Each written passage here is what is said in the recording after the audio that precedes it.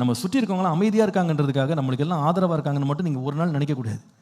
சில பேர் அமைதியாக இருப்பாங்க. எது வரைக்கும்னு கேட்டிங்கன்னா, பிரச்சனை வர்ற வரைக்கும் அமைதியாக இருப்பாங்க.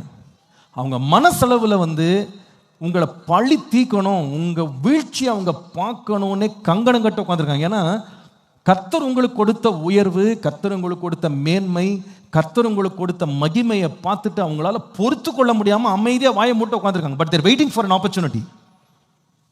ஒரு நாள் இவனுக்கு பிரச்சனை வரும், அப்போ நான் என்ன யாருன்னு காமிக்கிறேன். எஸ், சம்டைம்ஸ் லைஃப்பில் சில ப்ராப்ளம்ஸ் வருது, சிலதெல்லாம் நல்லது. ஏன் தெரியுமா? சில பிரச்சனை வரும்போது தான் அவருடைய உண்மையான வண்ணம் என்னன்னு வெளியே தெரியும்.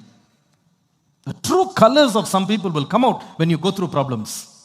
உங்களுக்கு ரொம்ப அன்பா சொல்கிறேன், நாம அடிமைத்தனத்தில் போய் சிக்காம இருக்கிறதுக்கு பிசாசு நமக்கு முன்பாக எழுப்புகிற இந்த தூஷண வார்த்தை இருக்கு பாருங்க, அதுல நீங்க பலி ஆயிடவே கூடாது. இது ஒரு ட்ராப்.